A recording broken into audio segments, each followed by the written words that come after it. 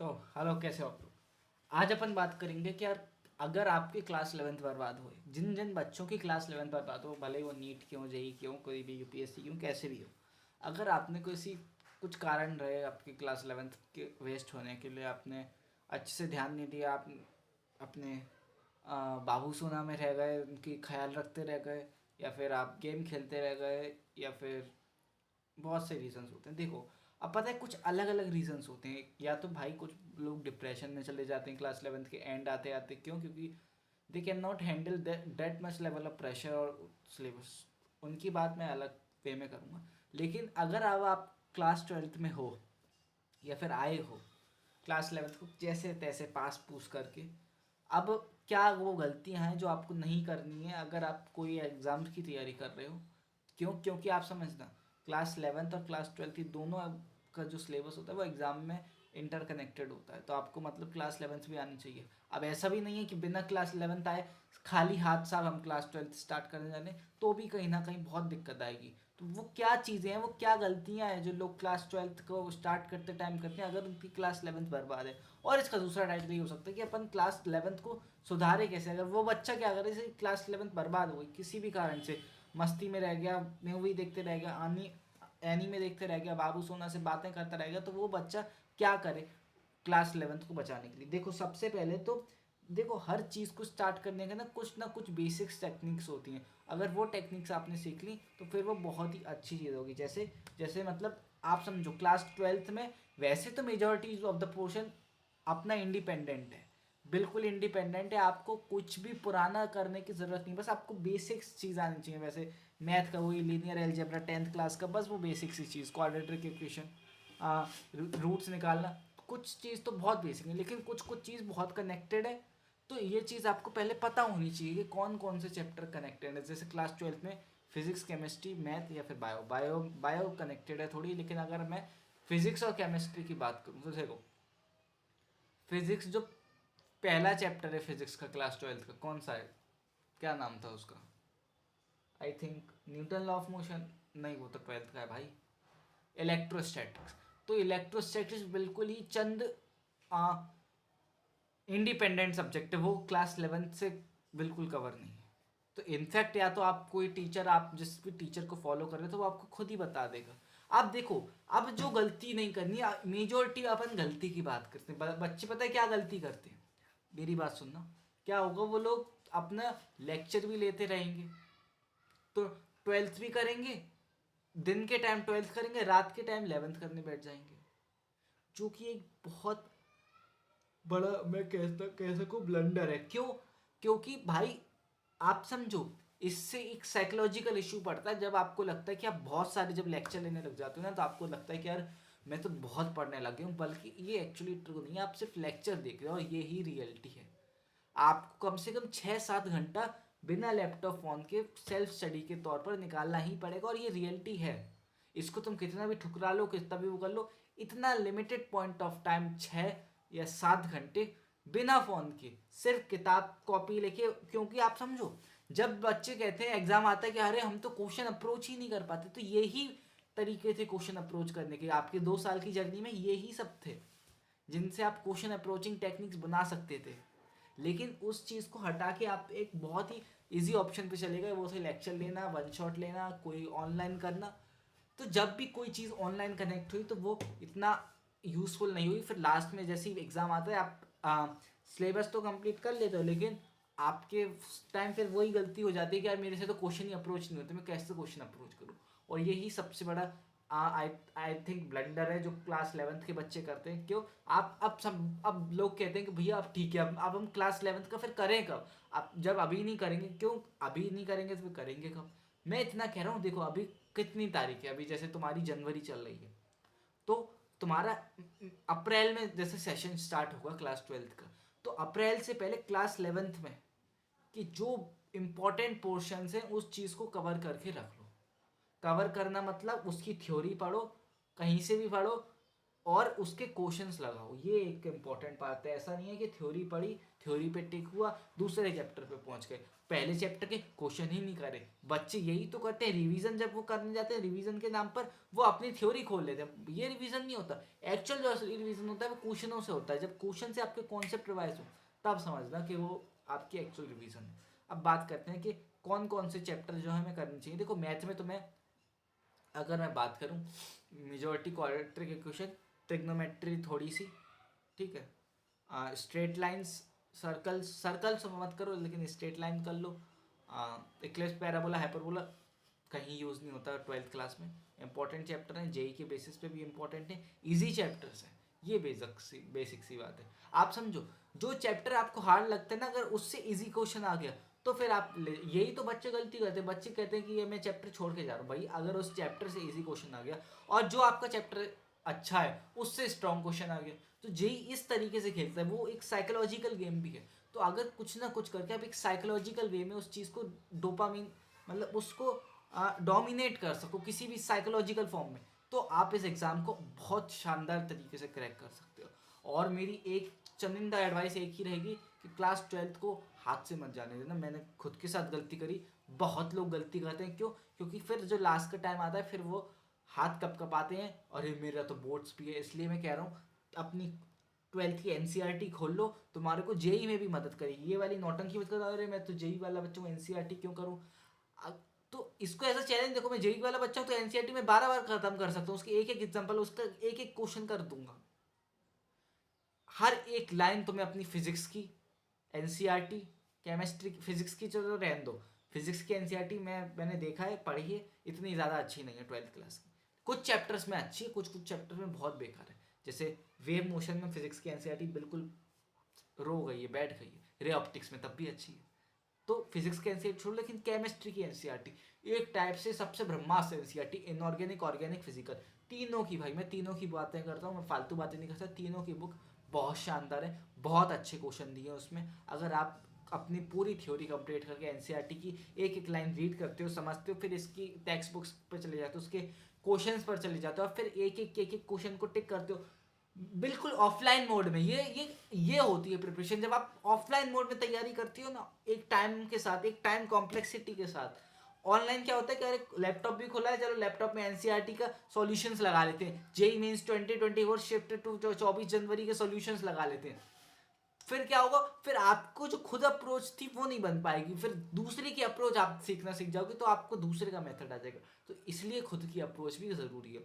अब बात करते हैं सेकंड बात, कि पहली बात तो यही होगा कि यार अपन कुछ ना कुछ करके अगर अपन एनसीईआरटी को घोलना सीख जाए, कि किसी तरीके से मैं अपनी एनसीईआरटी को पी जाऊँ, उसको समेट लूँ, तो मेरे बोर्ड्स में भी हेल्प होगी। फिर क्या होगा, एंड टाइम पे तुम्हारे बोर्ड्स की नौटंकी नहीं फैलेगी ना, क्योंकि तुम्हारे बोर्ड्स भी आएंगे, बोर्ड्स दोगे, और घर से बहुत प्रेशर आता है बोर्ड्स का, ये सबसे ज़्यादा इंपॉर्टेंट बात है। अगर तुमने बोर्ड्स पे अच्छे से मेहनत नहीं करी, देखो घर से जो प्रेशर आएगा, तुम अपना बाबू सोना करते रह जाओगे, फिर बोर्ड्स तुम्हारे चले जाएंगे। वैसे भी 75% का क्राइटेरिया एनटी वालों ने तो लगा ही रखा है, और 75 से अगर ज़्यादा भी आ गए तो घर वाले तो फिर मारेंगे ना, क्योंकि घर वाले तो सिंपल सा डील लेके चलते हैं, 90% से तो ऊपर चाहिए। और फिर तुम कहोगे अरे मेरे तो बोर्ड्स भी हैं, जेई भी हैं, मैं क्या क्या करूँ, मैं कुछ नहीं कर पा रहा। इसलिए मैं कह रहा हूँ 12th लेवल को इतना स्ट्रॉन्ग कर लो। क्यों? क्योंकि कुछ एग्जाम अपार्ट फ्रॉम जेई, खुद को अगर बैलेंस आउट करने के लिए, वैसे तो जेई तुम्हारा प्राइमरी गोल है, लेकिन और एग्जाम अगर तुम दे दो तो वो तुम्हारा आगे का अपनी खुद की मेहनत का है ना। तो 12th का पोर्शन इजी आता है, और एग्जाम है एमएससीआईटी, वीआईटी, जो भी बिट सेट एग्जाम है, तो भले ही तुमको उसमें नहीं करना, लेकिन एक बार देना, खुद के स्टैंडर्ड को देखना, अपने थ्योरी कॉन्सेप्ट्स को बिल्कुल क्लियर रखना। ये एक स्मार्ट स्ट्रेटेजी अगर आप कर सकते हो तो फिर आप बहुत अच्छी बात है। और सेकंड सेकंड बात जो मैंने अभी आपको बताई, कि अपनी एनसीईआरटी को अपने अपने साथ साथ लेके चलना। मान लो तुम्हारा कोई 12th क्लास का मैथ्स का चैप्टर हो गया, कौन सा चैप्टर ले लोगे, 12th क्लास के मैथ्स का चैप्टर ले लो, जैसे इंटीग्रेशन हो गया। इंटीग्रेशन 12th की मैथ्स की एनसीईआरटी में इतनी शानदार है, बच्चों की हालत खराब हो जाती है। 10 10 11 11 एक्सरसाइजेस दे रखी हैं, 24 क्वेश्चन। आर डी शर्मा को फेल कर रखा है, वैसे ऐसा है नहीं लेकिन ऐसा है। तो एनसीईआरटी एक एक क्वेश्चन को, एक एक एक्सरसाइज को 12 12 10 10 20 20 बार जब तक नहीं हो जाए ना। मैं जब खुद 12th में था, मैंने कम से कम 12 12 11 11 बार इंटीग्रेशन की, एक एक एग्जाम्पल्स, एक एक लाइन, एक एक क्वेश्चन, एक एक एग्जाम्पल, मिसलेनियस एक्सरसाइज, हर एक एक्सरसाइज करी, हर एक क्वेश्चन किया, हर एक टिक द करेक्ट। कहीं से भी इंटीग्रेशन का क्वेश्चन आ रहा है, निकाल के बैठे हैं, फिर कर रहे हैं उसको। तो ये चीज़ को लेके चलो, क्योंकि फिर उसके बाद जो बोर्ड्स में हेल्प मिली, क्यों, जब जब भी बैठोगे बोर्ड्स में, देखो जेई में कैसी हेल्प मिलती है, जेई में हार्ड लेवल क्वेश्चन आते हैं, तो हार्ड लेवल क्वेश्चन में कहीं ना कहीं छोटा सा इंटीग्रेशन घुसा देते हैं, तो इंटीग्रेशन की कैलकुलेशन स्पीड स्ट्रांग हो जाती है, क्योंकि आप इतने पीछे से क्वेश्चन सॉल्व करते हैं। अब लोगों का सवाल आता है कि भैया अगर हम अभी 12th पर ध्यान देंगे तो हम 11th कब करेंगे, क्यों, क्योंकि जेई में तो 11th भी आता है, अगर हम 11th नहीं करेंगे तो 11th कब करेंगे। देखो मेरी बात मानो, मैं बहुत ही एक्सपीरियंस वे में बता रहा हूँ, अगर तुमने क्लास 12th को बहुत ही अच्छे लेवल का कर लिया, तो पहली बात, दो बात बता रहा हूँ, पहली बात तुम्हारा सिलेबस जल्दी खत्म हो जाएगा अराउंड अक्टूबर नवंबर। दूसरी बात, क्लास 12th को स्ट्रॉन्ग करने के बाद क्लास 11th हलवा लगती है, पर्सनल एक्सपीरियंस है, पर्सनल एक्सपीरियंस के तौर पे बता रहा हूँ, तो इस चीज़ को कहीं ना कहीं छाप के रख लो। तो जितने भी मेरे भाई बहन हैं जो अभी 11th क्लास से 12th क्लास में बर्बाद होके आ रहे हैं, अपने बाबू सोना से बातचीत करते रह गए, बाबू सोना ने धोखा दे दिया, बाबू सोना से मीठी मीठी बातें कर ली, बहुत हो गया, ठीक है, मैं इस चीज़ में बिल्कुल मना नहीं कर रहा। अगर आपको लगता है कि आपका बाबू सोना आपको सपोर्ट कर रहा है और आपको लगता है ही और she is the one, then you might go with it, but वो आपकी कहीं ना कहीं पढ़ाई को हैम्पर नहीं करना चाहिए।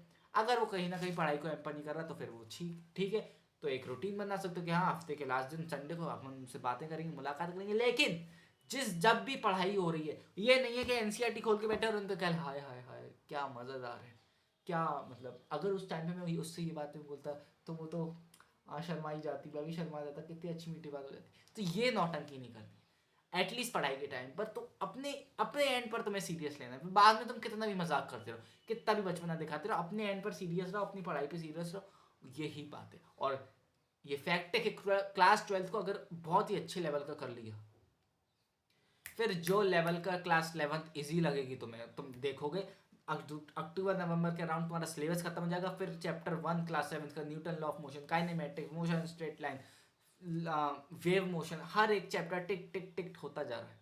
हाँ, अब मैं बता रहा हूँ कुछ इंपॉर्टेंट पॉइंट जो तुम्हें ध्यान रखना है जेई के पॉइंट ऑफ व्यू से, नीट के पॉइंट ऑफ व्यू से।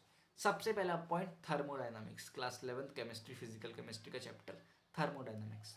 ये एक ऐसा चैप्टर है जो लोगों को बहुत हार्ड लगता है, जो कि इतना हार्ड नहीं है, लेकिन इतना खूबसूरत चैप्टर है, इससे हर शिफ्ट में 2-3 क्वेश्चन आते रहते हैं। तो अगर इस पॉइंट पर, इस टाइमलाइन में तुम कुछ इंपॉर्टेंट चैप्टर्स जो मैं तुम्हें बता रहा हूं फिजिक्स केमिस्ट्री में, उनको स्ट्रॉन्ग कर लो 11th के, अपना एक्स्ट्रा टाइम निकाल के, जब भी संडे है, हर संडे, हर सैटरडे नाइट, हर संडे नाइट, हर मंडे, हर रात में 1-2 घंटा एक्स्ट्रा निकाल के ये कुछ चैप्टर्स, क्यों, क्योंकि लास्ट में बच्चे फड़फड़ाते हैं, उनसे चैप्टर नहीं होते, उनका फिर दिमाग खराब होता है, और ये बहुत खूबसूरत चैप्टर है। तुम लोगों को इस चैप्टरों की नस पकड़नी पड़ेगी, तभी तुम उनको चीज कर पाओगे। अब किसी तरीके से तुम लोगों ने इन चैप्टरों की, जो चैप्टर मैं अभी बता रहा हूँ, उसकी नस पकड़ ली, फिर वो असली बात है कि पहला चैप्टर फिजिक्स का, फिजिक्स नहीं, फिजिकल केमिस्ट्री क्लास 11 थर्मोडायनामिक्स, बहुत बड़ा चैप्टर से लोगों की फटी पड़ी रहती है इस चैप्टर को। वो लोग इतनी बड़ी गलती करते हैं, थ्योरी देख लेते हैं और उन्हें लगता है कि थ्योरी ही सब कुछ है, but that is not true. तुम्हें उसमें इतनी क्वेश्चन प्रैक्टिस करनी पड़ेगी ना, तो इस पॉइंट में, इस पूरे 1 साल में 12th की जर्नी में तुम अगर उससे खेलना सीख जाओ, तो इतना प्यारा चैप्टर है ना thermodynamics. Gives free energy, thermodynamics हो गया, आयोनिक इक्विलिब्रियम हो गया, बहुत बड़ा चैप्टर है, टफ चैप्टर है, लेकिन बहुत इजी भी चैप्टर है। अगर उससे क्वेश्चन आता है तो उसकी औकात रखा करो करने। थर्मोडायनामिक्स हो गया, मोल कंसेप्ट, भाई इसका मैं क्या ही बोलूं, लोगों को सबसे ज्यादा आसान यही लगता है और इसी के सवाल लोगों से नहीं होते। मोल कॉन्सेप्ट मैं देखता हूं उनसे, आप मोल कॉन्सेप्ट में कैसा भी क्वेश्चन बना सकते हो, बच्चे नहीं कर पाते। मैं खुद इस चीज में इतना अटकता था ना, तुमने किसी तरीके से मोल कॉन्सेप्ट को हलवा बना दिया, कुछ भी करके, कैच भी करके, उसके 100 क्वेश्चन, 200, 300, 400 क्वेश्चन करके, कहां से मिलेंगे, कोई भी बुक उठा लो, लेजिट कोई भी बुक उठा लो, ऑर्गेनिक केमिस्ट्री क्लास 12th की, आइसोमेरिज्म, जीओसी नहीं, जीओसी आसान चैप्टर है, जीओसी की बात नहीं कर रहा, आइसोमेरिज्म, हाइड्रोकार्बन जहां पे सिर्फ रिएजेंट से खेलते हैं, तुम अगर रिएजेंट ये नहीं, अरे इसमें एसिडिक स्ट्रेंथ, अरे वो क्वेश्चन नहीं यार जिसमें रिएजेंट से खींचते हैं, HBr ब्रोमीन, रिएजेंट से अगर तुम खेलना सीख जाओ, एक एक रिएजेंट तुम्हारी नस में होना चाहिए, इस रिएजेंट को इसे करके क्या आएगा, उसका केमिकल नेम, साइंटिफिक नेम, अगर वो चीज तुम ये अपने क्लास 12 की जर्नी में सीख जाओ ना,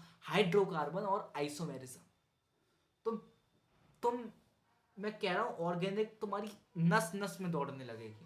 और 12th की ऑर्गेनिक वैसे भी इन दोनों चैप्टर से कनेक्टेड है, जीओसी, हाइड्रोकार्बन और आइसोमेरिज्म, में 3 चैप्टर से पूरी 12th की ऑर्गेनिक केमिस्ट्री कनेक्टेड है। और अगर अब हम आ ही गए हैं बात पे, तो अपन बात करते हैं क्लास 11th का ऐसा कौन सा चैप्टर है इनऑर्गेनिक में। इनऑर्गेनिक में केमिकल बॉन्डिंग है, बट उससे ज़्यादा आई थिंक पीरियोडिक टेबल है। ये 2 chapters, chemical bonding, periodic table, इन दोनों को मिक्सअप करके जब क्वेश्चन आते हैं ना, मिक्सअप करके लोग मिक्सअप करके क्वेश्चन, लोगों को क्या लगता है ए से बी जाओ, लेकिन एग्जाम वाले क्या करते हैं, ए दिया होता है तो ए से एक्स जाने को बोलते हैं, और ए से एक्स कैसे जाएंगे, ए से बी से सी से हो गए, फिर सी से एक्स जाएंगे। तो आपको हर एक इंटरकनेक्शन पता होना चाहिए, हर एक उसका रिलेशन पता होना चाहिए कि कहाँ से कहाँ लग जाएगा। ऐसी अगर फिजिक्स की बात करें तो फिजिक्स में यार रोटेशनल मोशन, अगर बच्चे बहुत टफ करते हैं कि अरे टफ है, लेकिन रोटेशनल मोशन सबसे आसान है। फिजिक्स में जो लोगों को सबसे ज़्यादा दिक्कत देता है आई थिंक वो देता है kinematics, motion in straight line. ये कुछ ऐसे चैप्टर्स हैं फिजिक्स के अंदर जो लोगों की हालत ख़राब करके रख देते हैं। तो आई थिंक आपको ये वीडियो पसंद आए। मेरी इस वीडियो को, छोटी सी लर्निंग्स को संभाल के रखना, अपने पास समेट के रखना, और कौन सी भाषा, किस भाषा में तुमको चाहिए, कुछ अलग कंटेंट चाहिए, कैसा कंटेंट चाहिए, किस टॉपिक पे वीडियो चाहिए, मुझसे बात करनी है तो मेल कर देना, गूगल मीट पे बात कर लेंगे अपन तुमसे, और क्या चर्चा कर लेंगे, महफिल जमा लेंगे कोई बैठ के।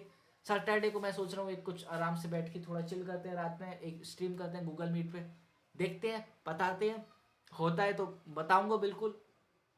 अब क्या है, अब सब्सक्राइब कर लो और शेयर कर दो, ठीक है। That's enough for today. मैं मिलूंगा तुमसे अगली वीडियो में। अब बाय बाय।